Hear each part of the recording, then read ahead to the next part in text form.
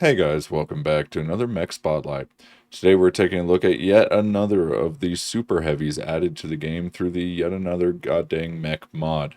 This mod adds a number of heavies. I think it was like super heavies. I think like seven of them. So we've been taking a look at a few. We've already taken a look at three of them, the 250 tonners and one of the 135 tonners. This is another 135 tonner.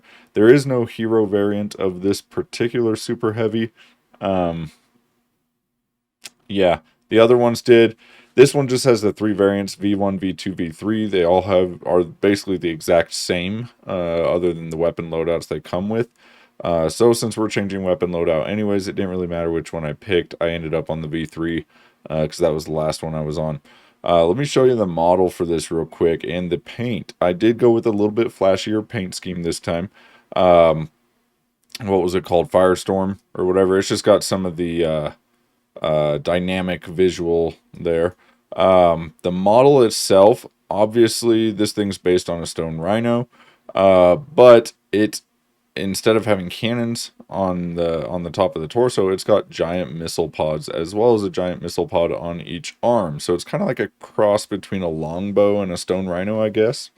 It's also got a bunch of laser hard points on the torso, which are pretty cool. I like the model. It's really beefy.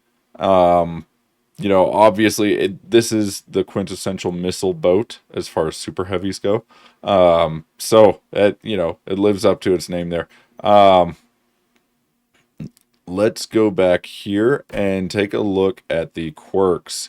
So quirks on this thing, you got a few negative quirks here: oversized, so economy stuff there, as well as chance to completely avoid incoming fire is reduced by 10%.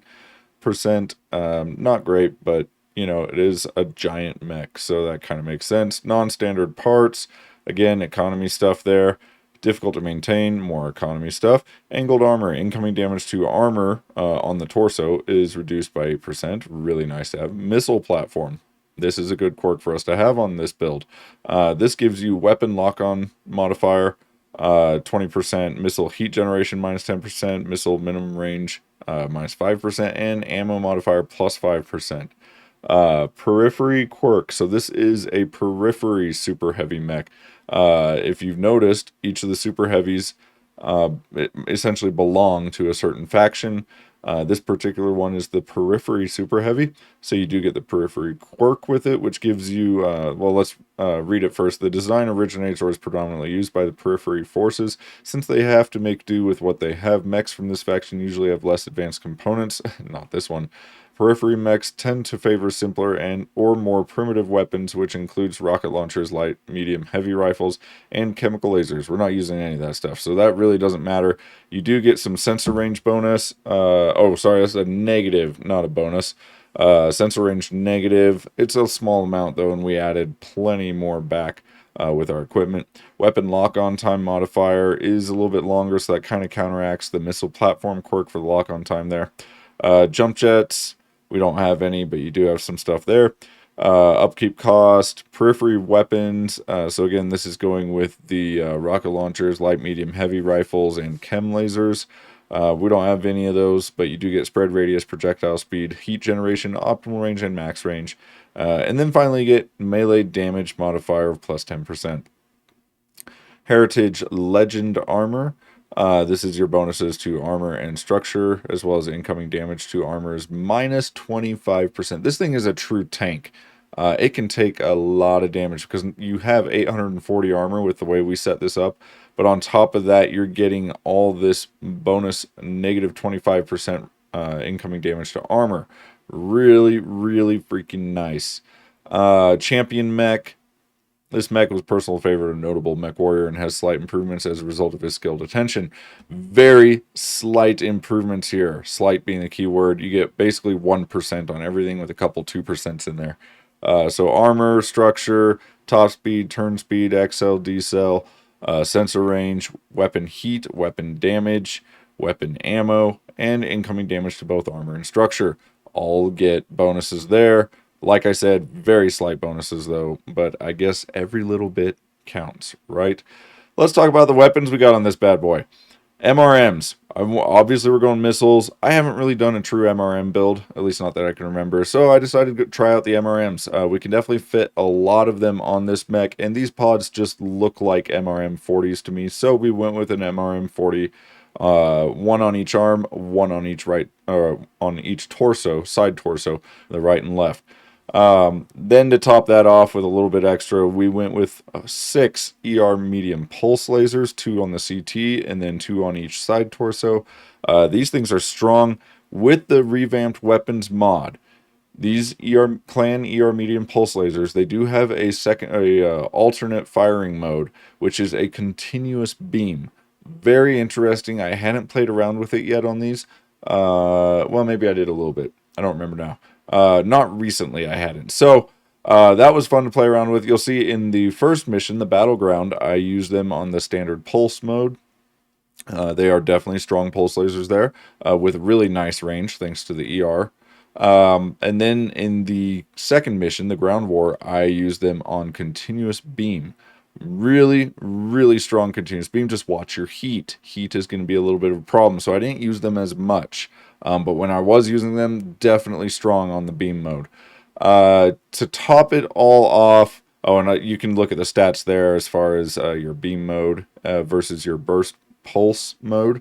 But yeah, you get it has no cooldown or beam duration. Damage scales higher with higher tiered variants. Blah blah blah. Okay.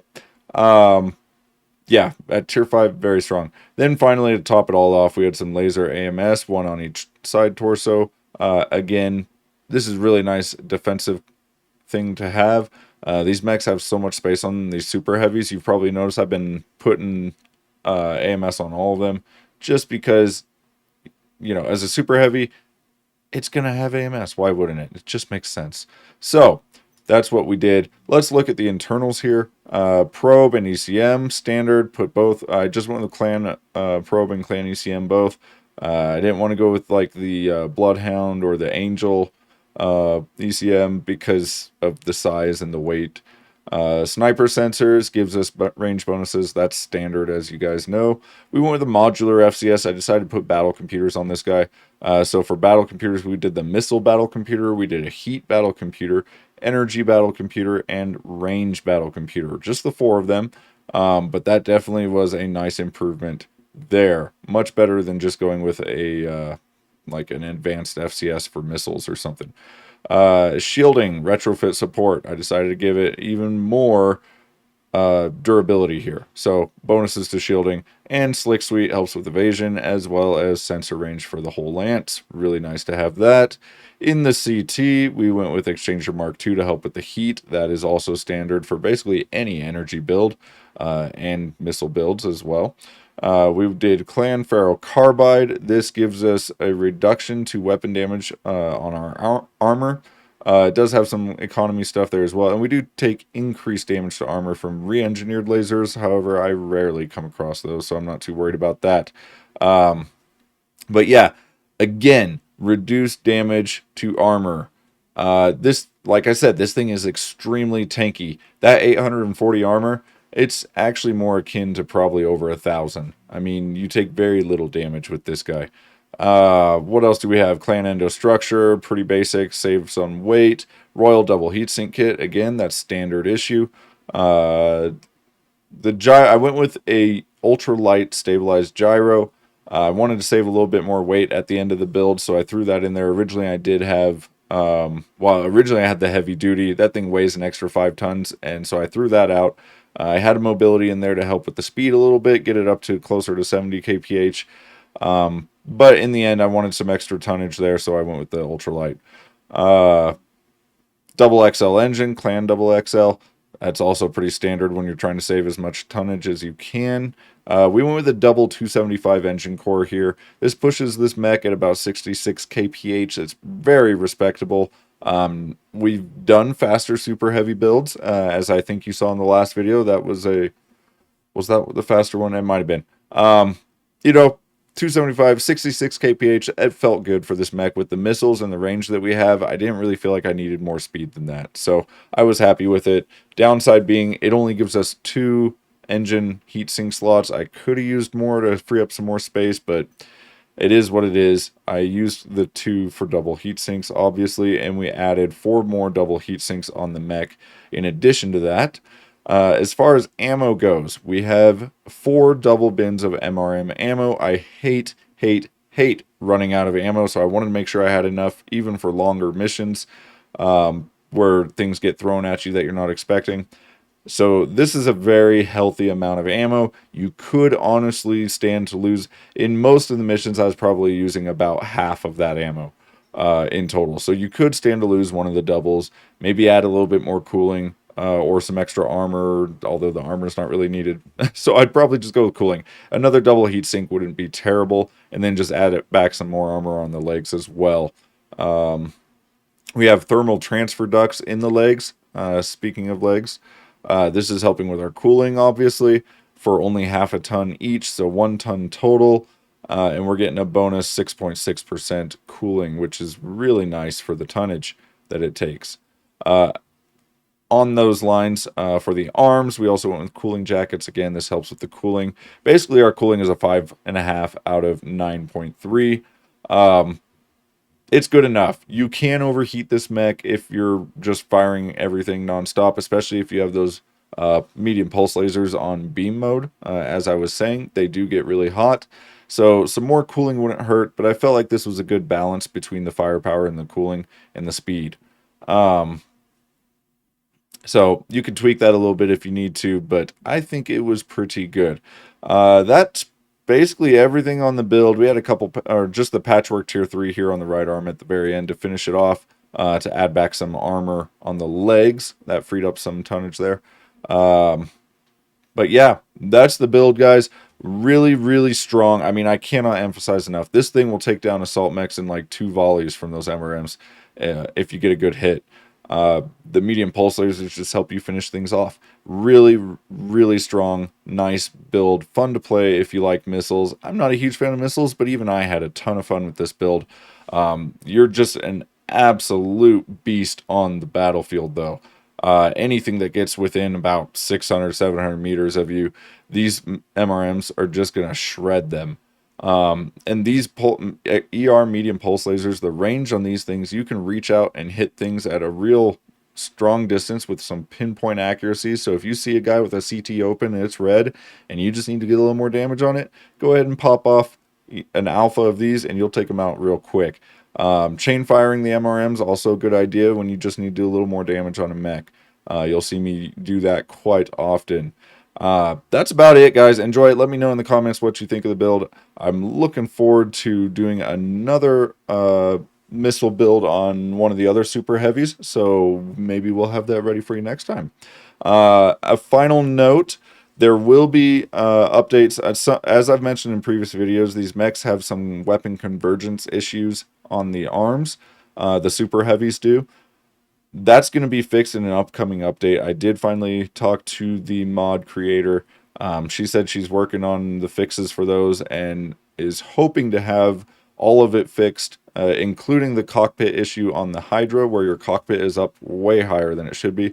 That may actually be fixed sooner, but everything else, the weapon convergence issues, hopefully will be fixed in version 1.1, which should be the next major update to YAGDM.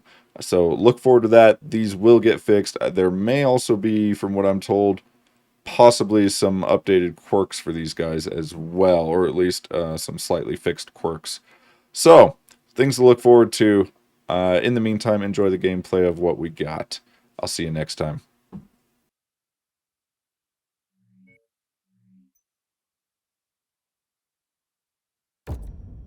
Mind the weather, Commander.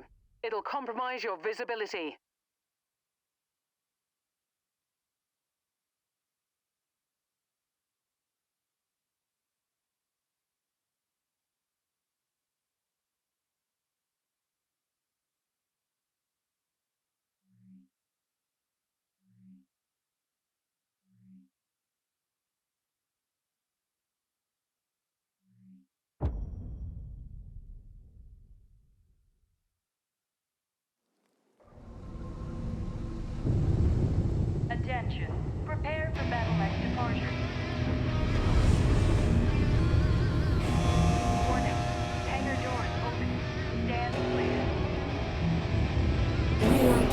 online.